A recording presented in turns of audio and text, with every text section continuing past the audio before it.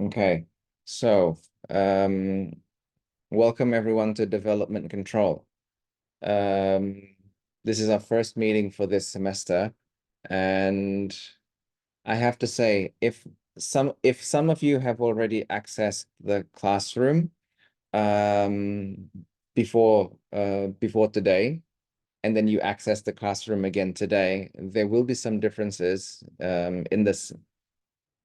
in the sense that I've disabled most of the sections. Now, the reason for this is that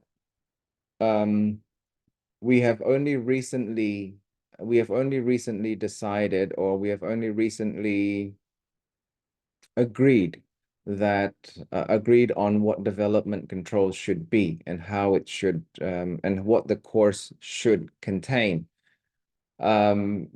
Previously, in the old curriculum, this course is known or was known as urban management kota. At first, we thought that we could retain most of the urban management elements, but after last week's work meeting, and up until this morning, we've been debating on what development control should contain, or what it should deliver. So it should look something. It should look right now. If I use the student view, it looks a little bit like this. So there's class access, development control, but the contents are still urban management. And then there's these sections are now marked as not available, all the way until the end.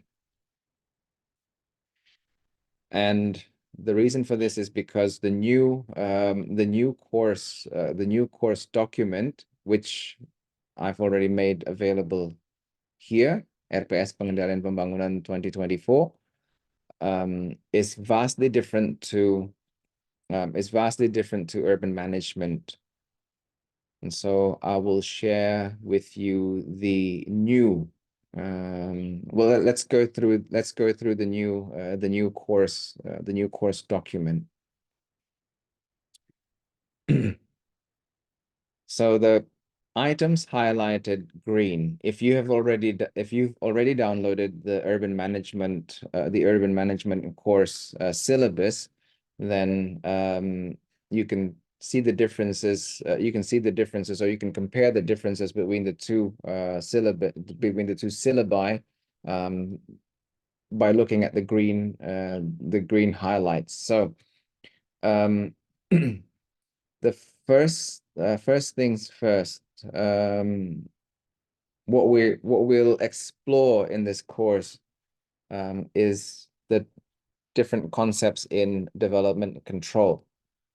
We'll also explore the argument of whether urban planning is development control, or is development control all urban planning is about, or not just urban planning. Is development control all that planning is about, or does planning entail something a little bit more, or something deeper?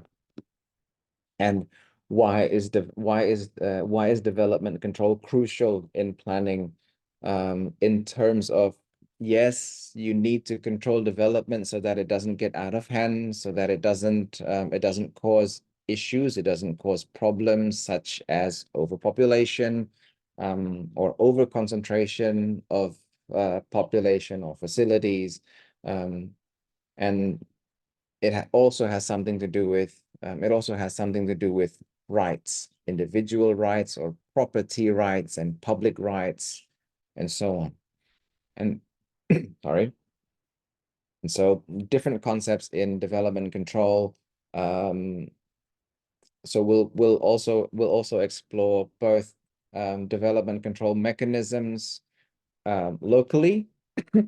Sorry, and we'll have a look at some of the development control measures, some of the development control measures abroad. Hopefully by the end of the course, you will have a firm understanding of the various concepts in development control. You'll also throughout the course you'll also be introduced to the different instruments in development control, or the different instruments to control development. And we'll have a look at we'll have a look at, of course, some case studies in development control and such. And so in line with that, there are five course subjects, or there are five core subjects. So control in spatial planning, or control in planning, and concepts of development control. The instruments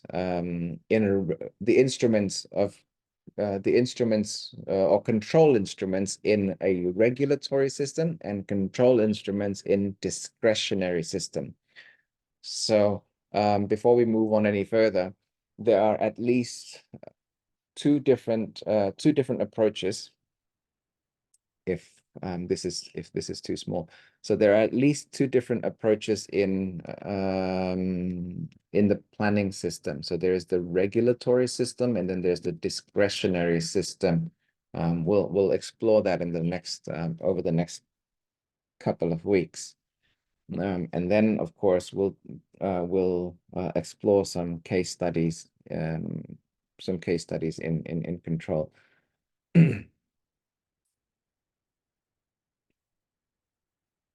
So our over the course of 16 weeks, this week it'll be just an overview of the course, and an overview of the evaluation plans. However, as I mentioned, because this is there's been a sudden or a relatively abrupt change in course contents, aim, and structure.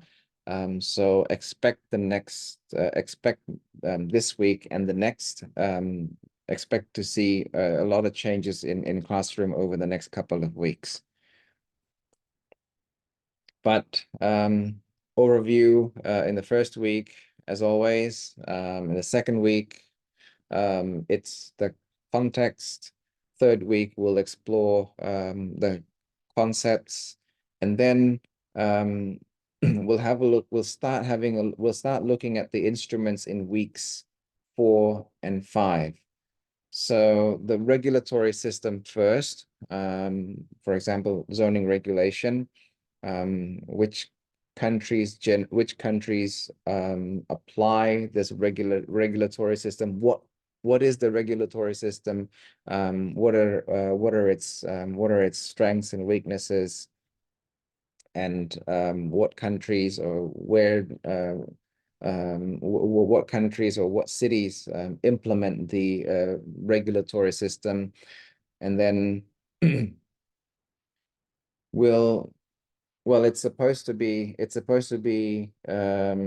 a continuation of the regulatory system, but since your program is the international undergraduate program, I don't want to focus only on the regulatory systems in Indonesia. We'll start having a look at the discretionary system by week 5. So a little bit of a change here.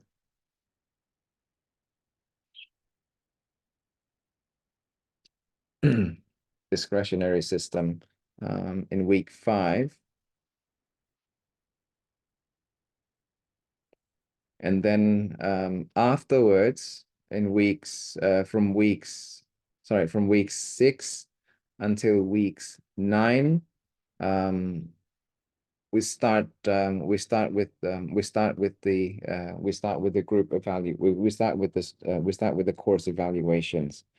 So normally in urban management, we have weekly presentations, but I want to change that a little bit. I want to change that up a little bit because there are only, there are only 14 there are only 14 participants in the class. Plus, some of you will be away for student exchanges and or internships. And so I need to change the approach. I need to change the approach accordingly. It's the presentations I will push back until the last couple of weeks. And I need to make a mental note. Well, it's no longer a mental note because it's recorded. I need to make a mental note that rather than well, actually, I need to tell you all that rather than conducting a hybrid session or a hybrid course, I prefer to hold two different sessions for this course. And so one is the regular offline in-class session, and the other one is the exclusively online session for those doing the student exchange and internship. Why am I doing that? Is because experience dictates that while you're doing your exchange, sometimes it can intrude with your classes wherever you are. And when you're doing an internship, this is office hours. And so I don't want to intrude, and it's not going to it's not going to be it's not going to be very optimum when you're juggling work and your class. So we'll do that outside of office hours. We have to but we have to agree on the day and time. Yet we have yet to agree on that. So coming back to the course contents, the so how do I say this? So from weeks 13 onwards, it's is an exploration of case studies. So it's project-based learning. We won't have face-to-face meetings on weeks 13 and 14. However, we will have consultation sessions, which is flexible. So whenever you're ready, you can make an appointment. You know the drill. And then weeks 15 and 16, I think we can focus the presentations on week 15. You'll receive feedback, and then on week 16, you'll submit your final report or a final assignment after the feedback in week 15. So again, normally during the 6 weeks, you'll have the presentations, but I would prefer to discuss in class and to provide you with some reading and exercises throughout the 6 weeks where you're supposed to do the weekly presentations.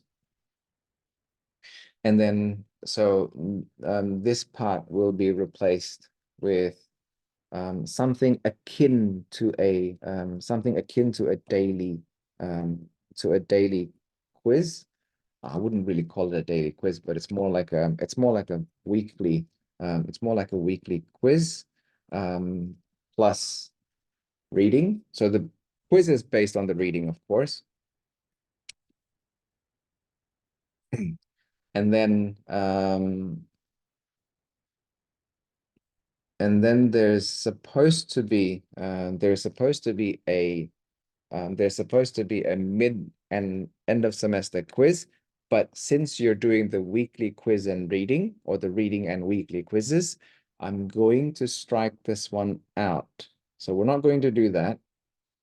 We'll have the weekly readings and quizzes, and then the case study, the case study report, the case study report and presentation for your evaluation. So we'll keep this section, and then that. I'll continue to develop grading criteria as I have done with other classes for the case study presentation. And so this final bit down here will have to, will have to adjust itself. We'll have to adjust. I'll have to adjust the last bits according to the according to the according to the change of plans that I have made earlier on. Okay. So, any questions so far?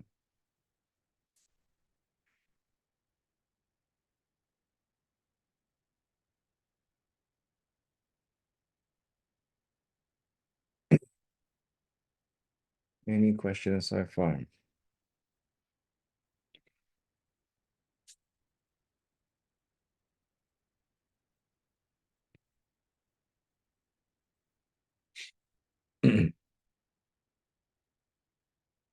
Okay, all sounds good. Thank you very much.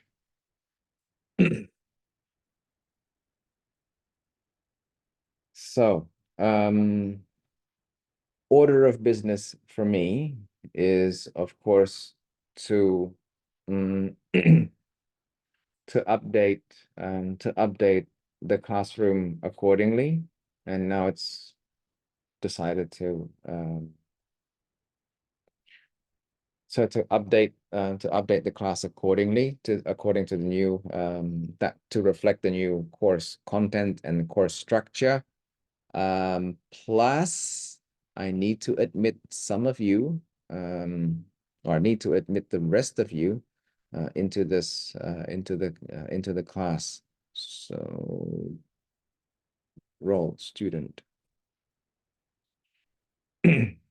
So there are only 4 of you. Sorry, there are only 10 of you. So 4 of you are still missing from this class, or from this participants list. So that will be my homework for the rest of the day, or for the rest of the session. And so and plus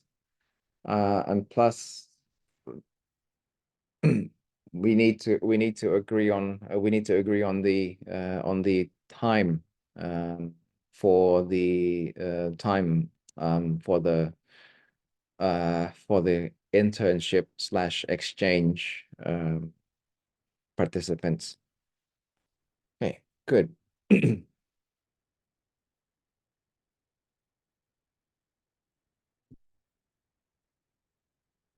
If there are no questions, I think I can get cracking with this right now. And by next week, I look forward to seeing you. I look forward to seeing everyone in class, and online, some of you. Hopefully by that time, the classroom will be fixed, and everything will be ready for the for me to deliver and for us to explore the new course content. Oh, and by the way, I'm the sole administrator and manager of this course, apparently. So you guys will be stuck with me for the over the next 16 weeks. So please bear with me. Okay. Thank you very much, everyone, for showing up. And again, for those of you who can't scan the QR code at the moment, don't worry about it. I'll override the system and I'll remind the department administrators about the study plan or FRS, so that so as to get that sorted soon. I'm going to stop sharing and I will, yeah, and I think we can end the session. Welcome at the end of the session. Okay, for those of you just joining in, I've already given an overview of the course. That's okay. Don't worry about your attendance and all that.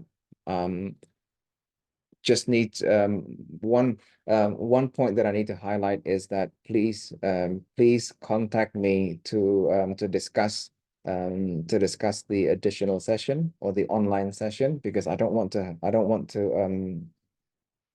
to conduct a hybrid session. I prefer to do one online session and one one offline session, for so two separate sessions for one subject. I'm available on Monday evening. So Monday, Tuesday, Wednesday evening. I don't have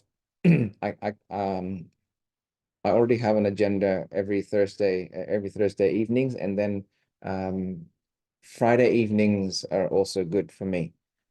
So any day of the week except any day of the work week except for Thursday evenings should be good from should be good for me to conduct the online sessions. We will start at around 7:30, so whoever's doing an internship should have time, should have enough time to wrap up their work, and then go back home or go to a coffee shop or a cafe to join the 7:30 class. And I assume that at 7:30 in the evening, well, I don't know where some of you will be going for your exchange, but if you're somewhere in Southeast Asia, I don't think there's going to be that much of time difference. By that time, I think I assume that everything should be clear. If you're in Europe, then 7:30 in the evening here should be around 1:30 or 2 o'clock in the afternoon, where hopefully that doesn't overlap with any of your courses over there. Okay. So once again, thank you all for joining in, and I'll see you all offline and online in week 2.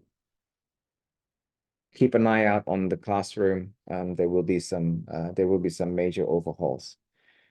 Okay. Thank you, everybody, and I will end this meeting in well, forgot to say, have a great afternoon. Assalamualaikum warahmatullahi wabarakatuh, and I will end this meeting in 3, 2, 1.